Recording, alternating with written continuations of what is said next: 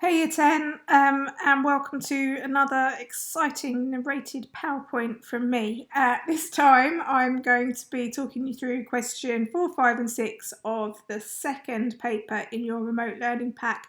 And we're looking at text 2, which is an extract from the introduction of a girl called Jack, 100 delicious budget recipes.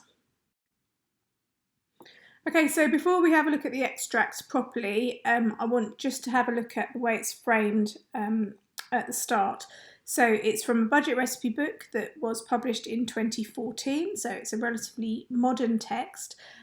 We get some interesting and pertinent information because we are informed that Jack Monroe is a journalist, a food writer, and a campaigner against hunger and poverty in the UK. So we learn that she's British, and we also learn that she's not just somebody who sits at home writing stuff. She's, she sees herself as having a far bigger influence because she describes herself as a journalist and a campaigner against hunger. So I think that's reasonably important, and we hear that this is from the introduction to her book. So she's somebody who's written a book. If you've written a book, what you need is for people to buy that book to make some money. That's what it's all about. And I think it's worth us thinking about that context as we approach the extract as a whole. So this is the bit where you get to pause the PowerPoint in a moment and you can read the extract yourself. I'm not going to do that for you.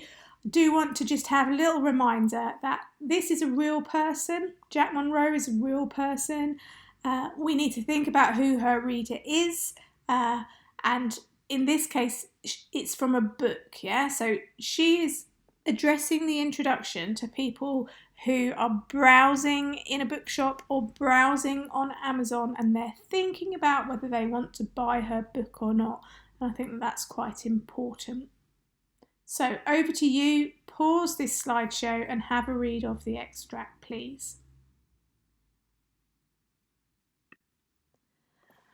Okay, I'm going to very quickly whiz you through questions 4 and 5. Questions 4 and 5 are just really quick, a short answer, select and retrieve questions, so we really don't need to spend too long on them. A reminder that you're looking at text 2, so you're looking at the Jack Monroe extract, and you just need to remember that you're pulling out short phrases or individual words. You really don't need to spend very long on this question. They're only worth 1 minute, 1 mark each, so I've put on this slide to spend around 2 minutes, but really you may not even need to spend as long as that. So here are the questions. Again, I'm going to suggest that you pause the PowerPoint just for a moment, have a go at just picking out the answers to those questions, and I will show you the right answers on the next page. No cheating, mind.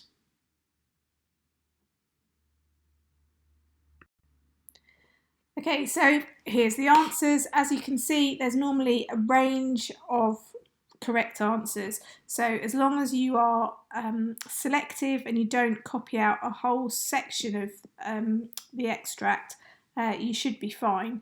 It's another reason not to hang around really on this question is that there is normally a range of correct answers, so it's reasonably difficult to get wrong. In 2019, when students last did this exam, I think of our cohort of 170 kids, only about 3 kids dropped a mark on this question, or either question 4 or 5. So it really is quite difficult to slip up. Be confident. So moving on to question 6, which is worth 15 marks. So this is another one of the really quite important questions where you can gain or miss out on significant marks for the qualification as a whole. Remember what I was telling you last time when we were looking at the Shackleton extract. A really good strategy is to actually rewrite the question. I find that this just helps me get into my head what it is specifically that I'm being asked to do. So I would rewrite this one to evaluate how successfully the writer shows how others are affected by her experience. And then in the peachy coloured box, I've paraphrased this a little bit further. So say how well. So you've got to remember to use successfully, effectively, powerfully. The writer shows how others are affected by her experience through the description of settings, ideas, and events. So it's the settings, ideas, and events that you've got to really try and pull out from the text to comment on. Okay, a little reminder in the blue box that in the question booklet you will get 3 pages to answer. You don't have to write that much. I saw an excellent answer earlier on in the week that achieved 14, if not 15 marks, and it was around 2 sides, and that would be plenty. In the actual exam, when you're fully up to speed with this, you'll have about 20 minutes to respond. Obviously, you're still in the learning stage of this, and so it's likely to take you quite a bit longer to answer a good response. Remember that, I'm looking at the green box now, remember that you don't need to do close analysis of language. Close analysis of language is for question 3. We are doing question 6. We need to be looking at giving an evaluation, an overview of the text. Sometimes you might glance upon a little bit of language analysis, but basically you're really needing to evaluate and say how well, make a judgment about the text, and then show where and why you're making that judgment.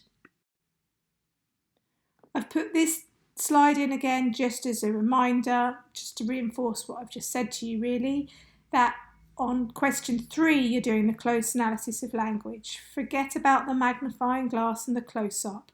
Okay, we're all about getting the eagle eye view for question 6. It's all about evaluating, looking at the text as a whole from up high, overall, what is happening, how successful is it overall. So I'm going to invite you to pause the slideshow again in a moment. Remember that we've got this acronym SITE, Settings, Ideas, Themes and Events. We've talked previously about how ideas and themes are kind of the same thing, so maybe try and group those together. So you are looking to try and make some notes on what does the writer do with the settings in this extract? What are the key events in this extract? And then you might also think about what the kind of ideas or themes are. So it would be a good idea just to pause the PowerPoint now and spend a bit of time noting down what you would put in relation to those 4 prompts. I'm assuming that you've done that, and here are some of my thoughts. So I've put the eagle in again just to keep you in your mind that you need to be thinking about an overview. It's a bit of a weird question on this paper. Often they'll say something like, say how well the writer is interested and engaged, or say how well they do something or other. It's a little bit of a strange one, this question, because it asks you to say how well others are affected by her experience. So one of the first things that I would do is go through the text and think about, well, which others are there? Okay, so obviously very early on we hear about her son, who she calls small boy. She makes some glancing references really to people who might be in a similar situation to her. So she talks about being unemployed, and she makes it clear that she's a single parent. So perhaps she's trying to extend her influence to those others, but she doesn't really mention how directly how they are affected. About 3/4 of the way through, she does mention her friends, and then in the paragraph after that, she talks about the readers of her blog. There's an assumption that the readers of her book, when they buy it, will be affected. And perhaps she's interested in influencing wider society, because we hear in the introduction about her being a journalist and that she's campaigning. So perhaps she's interested in that. So those are the other people that you might want to think about that she affects. So if we think about the settings, we know that this is a contemporary text, so it's set in the modern day.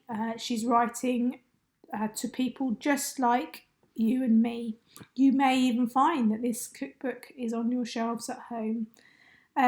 She does use setting a little bit through the piece. She talks about the way that she goes from living in a luxury executive apartment to being unemployed and in a bit of a pokey kitchen. She talks about a kitchen that you can't even lay down in, which I always think is a really weird thing. When was the last time you laid down in the kitchen? I don't think I lay down in my kitchen very often at all. I'm not sure you need to lie down in the kitchen. Anyway, I'm going off on one. She does talk about settings a little bit. If we think about events, because events are often a bit easier to think about than ideas and themes, I guess the key events, she talks very, very early on about how she was unemployed, and that will have been a catalyst for her. And it means that she has to move from relative luxury into poverty, only having £10 a week. A key event is her making that decision to change. She says something had to change and she dusts off her apron. And then we get the effect of her cooking, making herself and her son healthier and happier. We hear about her expanding to feed her friends, and then making a further decision to start documenting her recipes on her blog. And then ultimately we hear about her having a book published. So we can pin it down to the key events in the extract quite nicely. This text is quite unusual insofar as I think on the Shackleton text that we were looking at before, it's reasonably difficult to pin down what the ideas and themes are.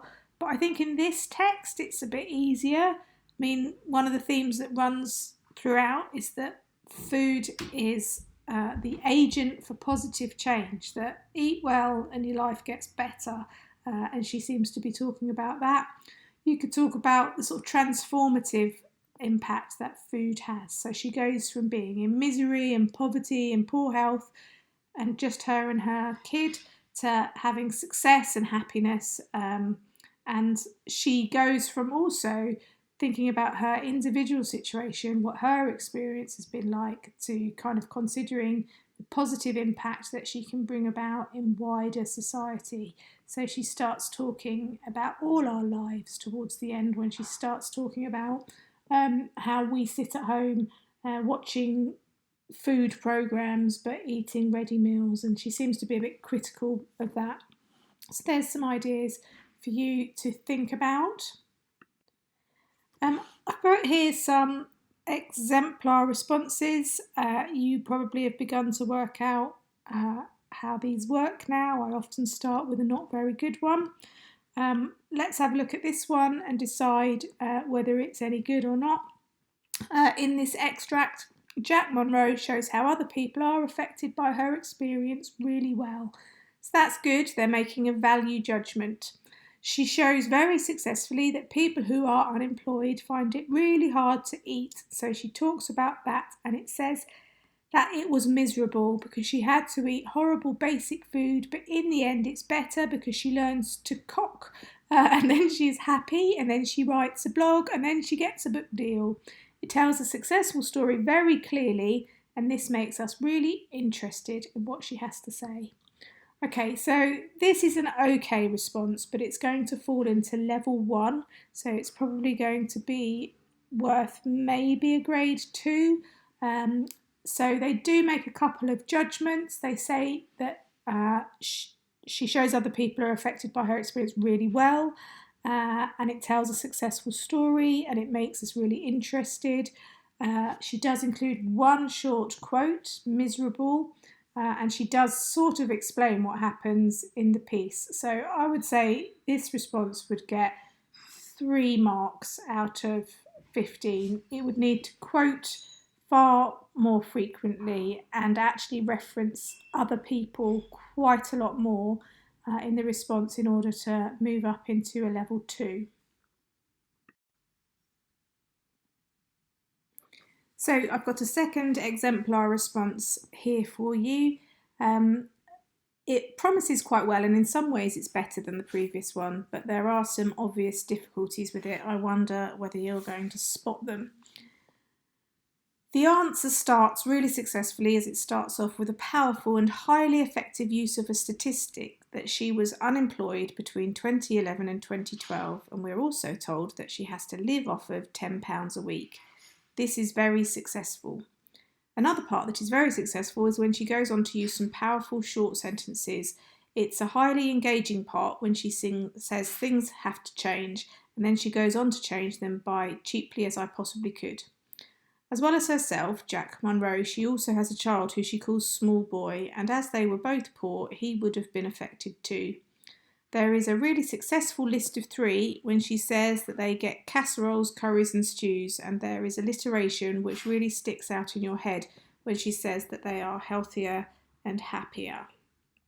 What do we think the problem is with this response? That's right, it's sidetracked by talking about language. Okay, you do not need to do language analysis in order to access the marks for this paper.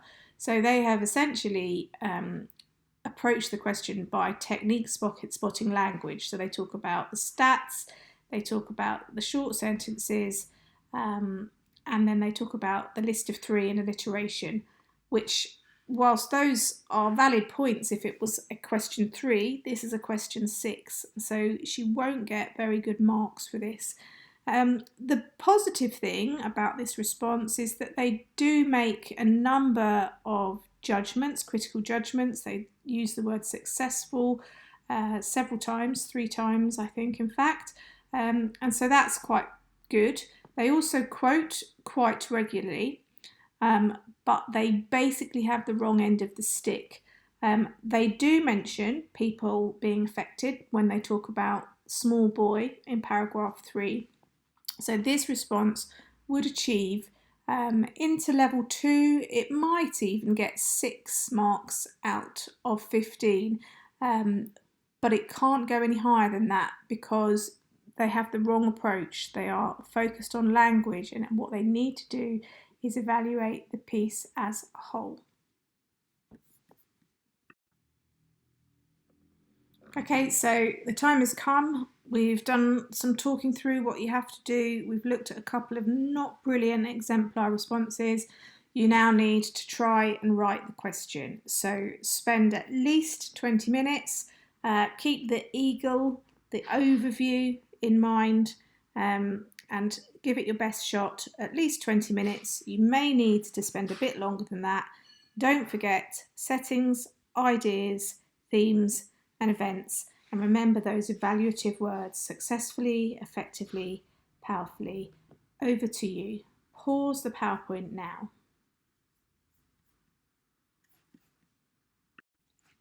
Okay, so the last slide, it's just a reminder of the mark scheme. You've got the generic mark scheme here on the right hand side of the slide, and there are some suggestions for the sorts of things that you might have written about in your answer on the left hand side of the screen.